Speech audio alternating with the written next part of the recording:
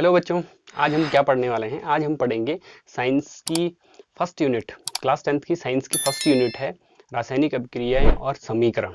इसका part 1 video में हम समझ चुके हैं कि रासायनिक अभिक्रियाएं क्या होती हैं, रासायनिक समीकरण क्या होते हैं। इस वीडियो में हम समझने की कोशिश करेंगे रासायनिक समीकरणों के प्रकार।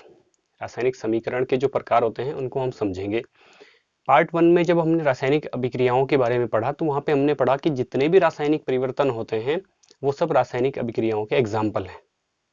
और रासायनिक समीकरण क्या होते हैं, उन्हीं रासायनिक अभिक्रियाओं को संक्षिप्त रूप में व्यक्त करना ही समीकरण कहलाता है, रासायनिक समीकरण कहलाता है। इसमें हम समझने की कोशिश करेंगे कि रासायनिक समीकरणों के प्रकार कौन कौन से। तो सबसे पहला हमारा यहाँ पे है संयोजन अभिक्रिया, जिसे इंग्लिश में कहें तो कॉम्बिनेशन रिएक्शन कहा जाता है।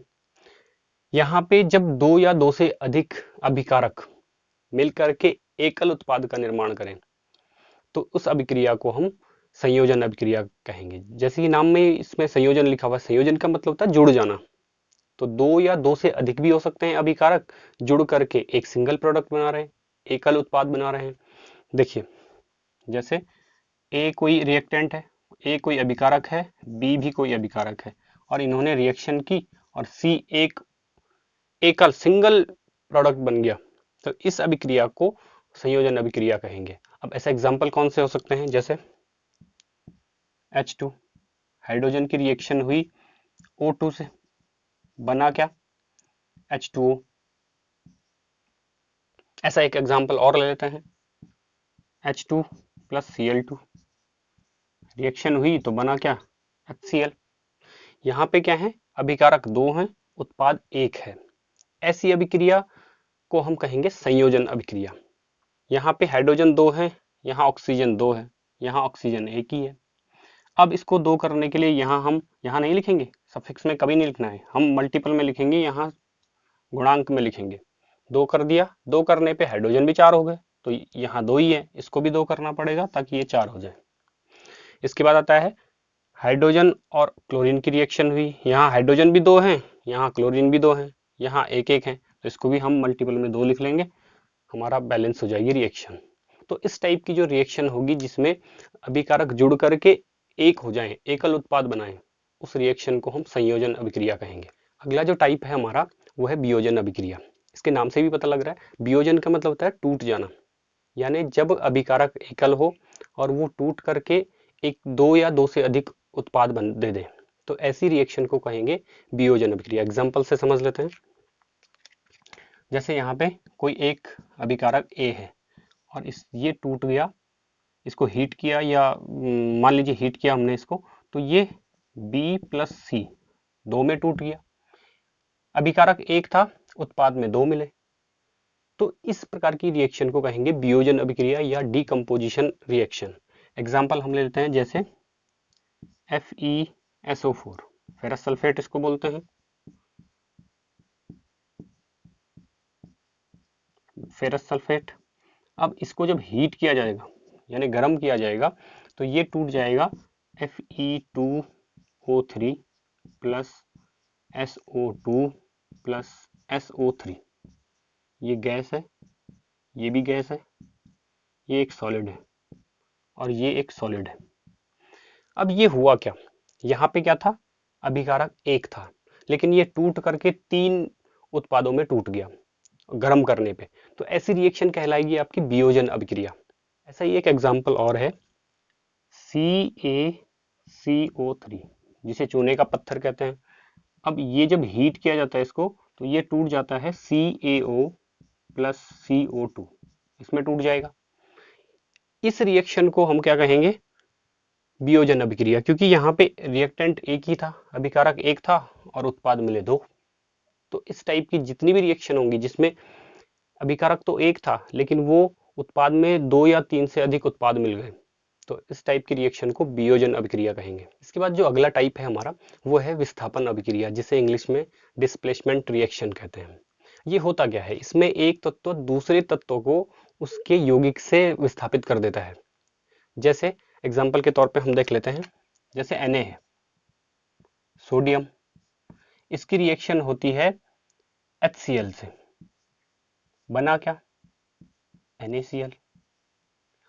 अब यहाँ पे हुआ क्या, हाइड्रोजन Cl के साथ था, HCl था, जो H है वो Cl के साथ था, लेकिन यहाँ पे Na ने H की जगह ले ली और HCl बन गया और साथ में बनेगी हाइड्रोजन गैस।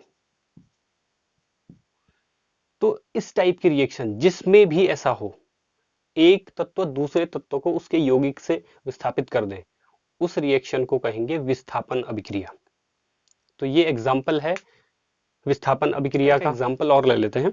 एग्जाम्पल है Fe plus CuSO4 equals to FeSO4 plus Cu। यहाँ पे क्या हुआ, आयरन ने कॉपर को डिस्प्लेस कर दिया, उसकी जगह से उसके यौगिक से हटा दिया और खुद FeSO4 बन गया और कॉपर को वहां से हटा लिया। इस रिएक्शन में हुआ क्या, एक तत्व दूसरे तत्व को डिस्प्लेस कर दे रहा है। इस टाइप की रिएक्शन को हम विस्थापन अभिक्रियाएं कहेंगे। ये जो एग्जांपल्स हैं वो हैं विस्थापन अभिक्रिया के। इसके बाद जो अगला टाइप है वो है डबल डिस्प्लेसमेंट यानी द्विविस्थापन। इससे पहले वाले में विस्थापन हो रहा था, एक तत्व उसके यौगिक से उस तत्व दूसरे तत्व को विस्थापित कर रहा था।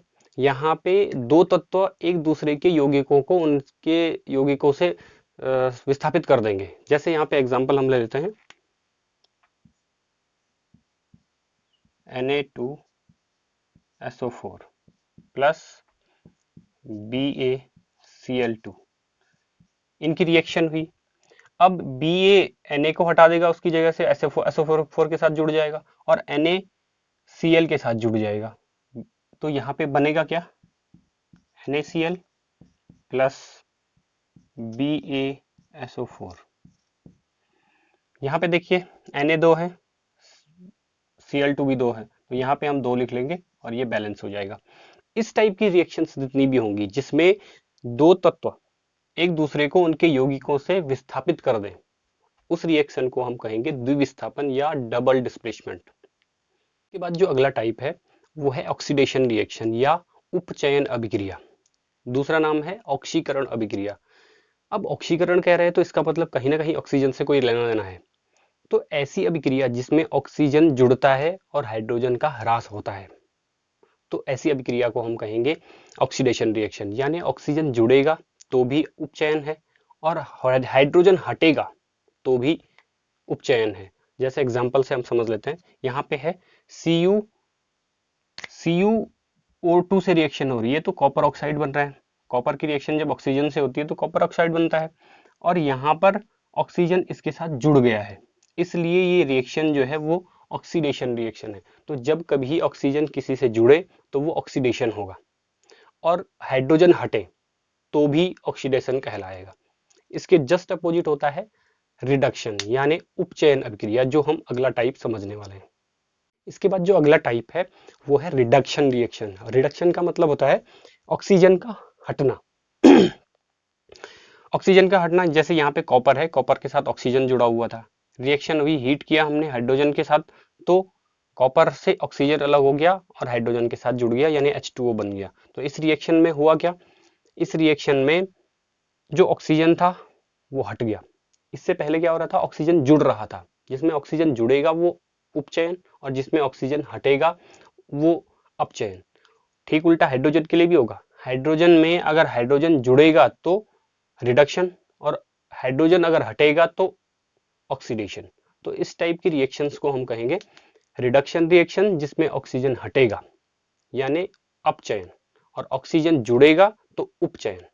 तो ये है आपका उपचयन और अपचयन अभिक्रिया। इसके बाद जो टॉपिक है हमारा, अगली रिएक्शन है हमारी अपचयन उपचयन रिएक्शन, यानी जिसमें दोनों चीजें एक साथ हो रही है, अपचयन भी हो रहा है और उपचयन भी हो रहा है। एग्जाम्पल से समझ लेते हैं।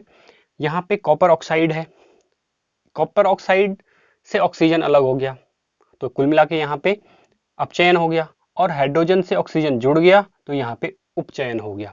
एक ही रिएक्शन में दोनों काम हो रहे हैं। दूसरा एग्जाम्पल हम इसमें समझ लेते हैं, MnO2। MnO2 बदला MnCl2 में, यानी यहाँ से ऑक्सीजन पहले जुड़ा हुआ था, ऑक्सीजन हट गया है, तो ऑक्सीजन हटा तो अपचयन हो गया। और यहाँ पे HCl था, H के साथ Cl जुड़ा हुआ था, यहाँ जाकर के H के साथ O जुड़ गया।